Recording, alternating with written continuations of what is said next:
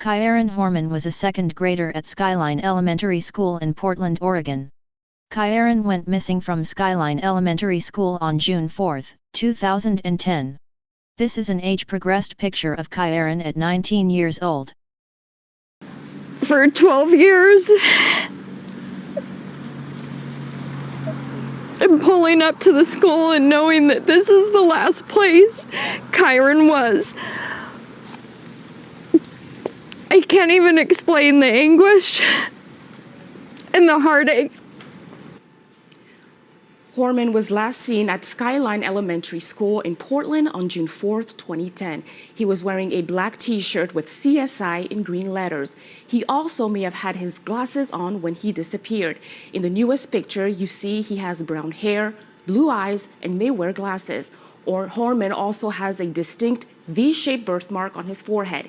His mother says she can't believe she's announcing yet another new age progression photo. I hope that helps somebody remember something that they've seen, know that they haven't been followed up on or re-interviewed. Over 12 years, there's a lot of stuff, a lot of tips, a lot of information that has to get followed up on.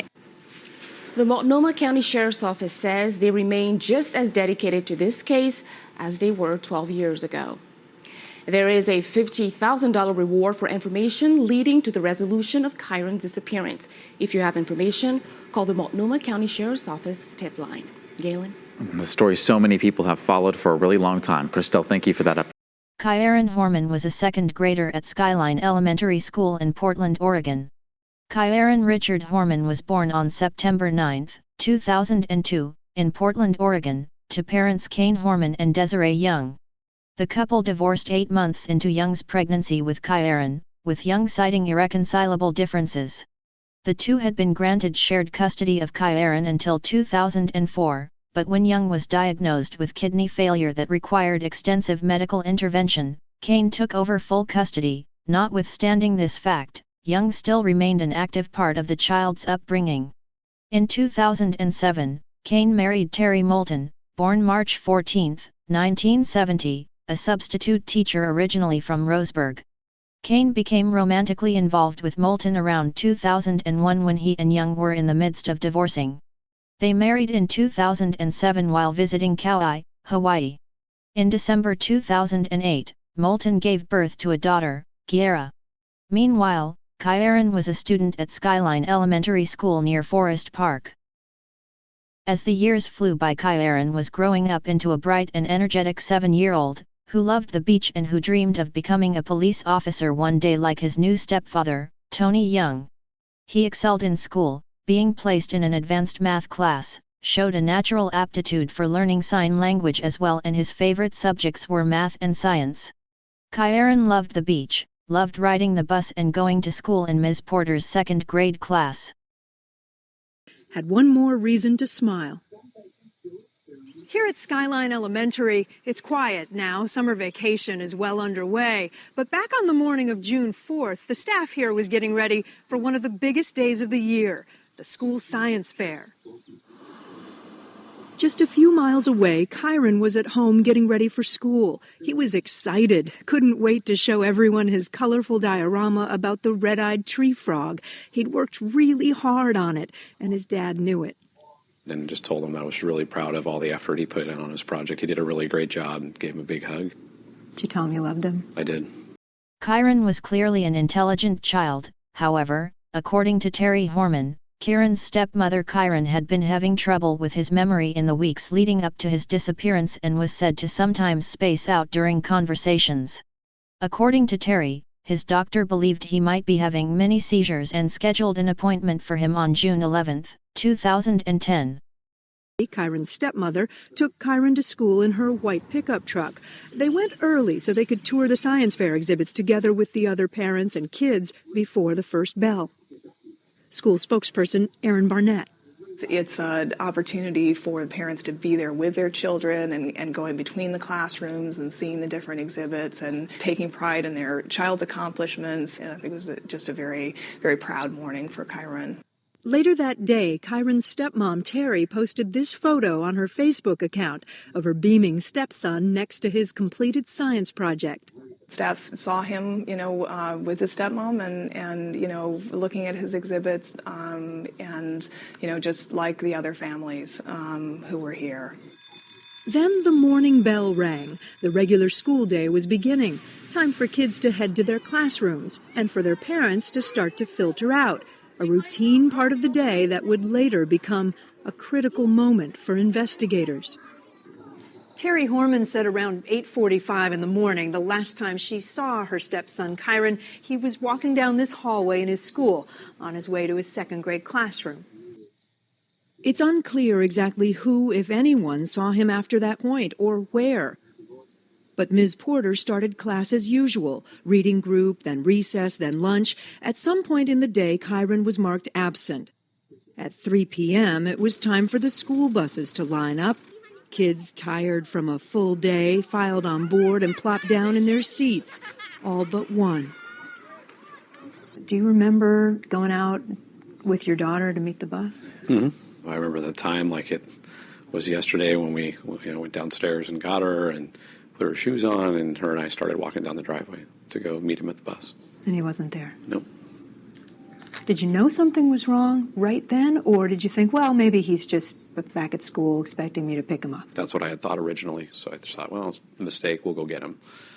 And then the bus driver called up to the school to double check because he wasn't on the bus, and so she called the school to see where he was, and they said he hadn't been at school all day, and that's when the panic started to set in.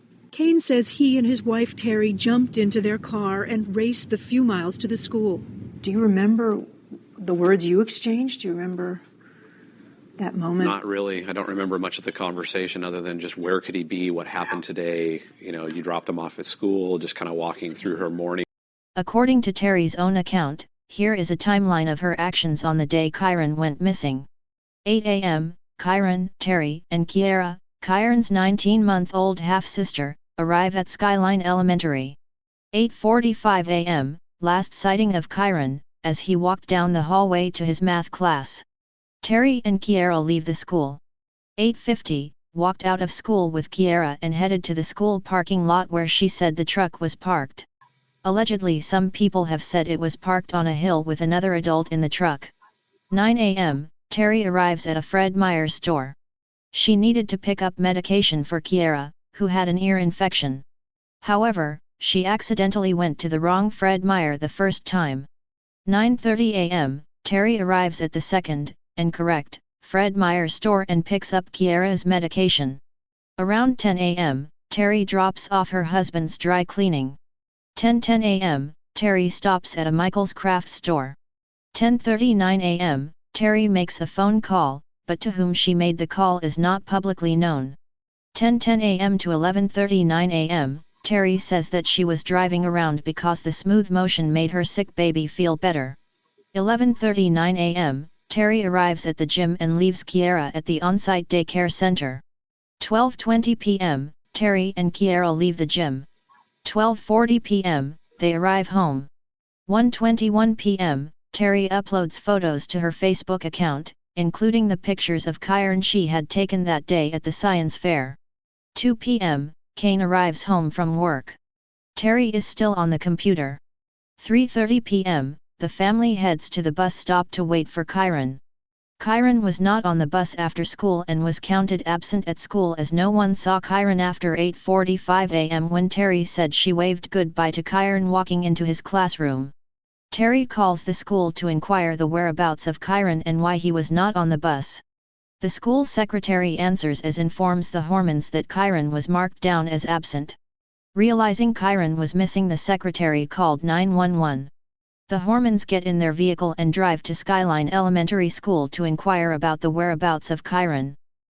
School, where Kyron is a second grader in Ms. Porter's second-third blend class, we get a glimpse of who searchers outside are looking for.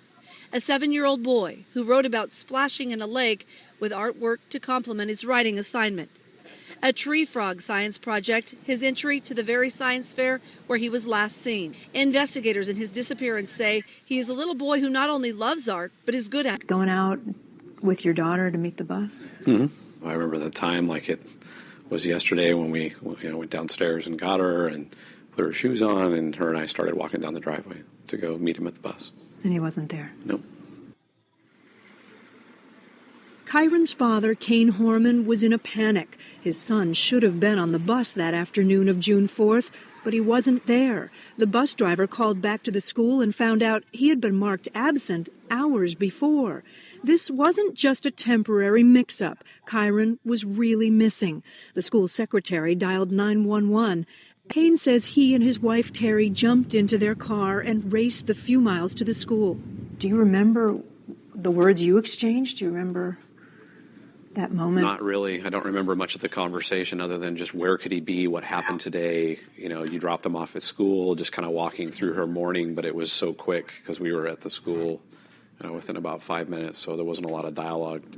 Meanwhile, 4.5 hours south of Portland in Medford, Oregon, Desiree Young, Kyron's mother, was about to get the phone call that will change her life forever. The phone call all parents never think will happen to them, the call that changed her life forever. Desiree receives a phone call while at her place of employment, Lithia Motors in Medford, as a payroll manager. The caller ID showed that the call was coming from Kyron's school. Desiree answered the call, and on the other end of the phone call was the secretary of the school. The secretary asked if this is Desiree Young, and Desiree responded yes. The secretary said, "You are an emergency contact for Kyron Horman?" Desiree responded, "Yes, I am his mother." Desiree has been trying to explain for years that she is the mother, not Terry Horman, the stepmother, who never really warmed up to Kyron. The secretary said, "I have to inform you that Kyron is missing. Have you seen him or had contact with him?" the secretary asks. Desiree said, "No, what are you talking about? Isn't Terry his stepmother with him?" Desiree asks. Desiree, Kyron's mother, said, "You need to call the police." The secretary responds, "The police are here directing me to call you." Desiree immediately called Terry, who the two had a long, complicated relationship. When Terry answered the phone, Desiree asked, "What the hell is going on?" Terry recited the events of the morning with Desiree. Desiree was immediately suspicious of Terry. Her story was not adding up to her. She was dissecting everything Terry said to her. Desiree got off the phone and set up her plan on leaving for Portland immediately. First thing she had to do was get in touch with Tony, who was at a work get-together.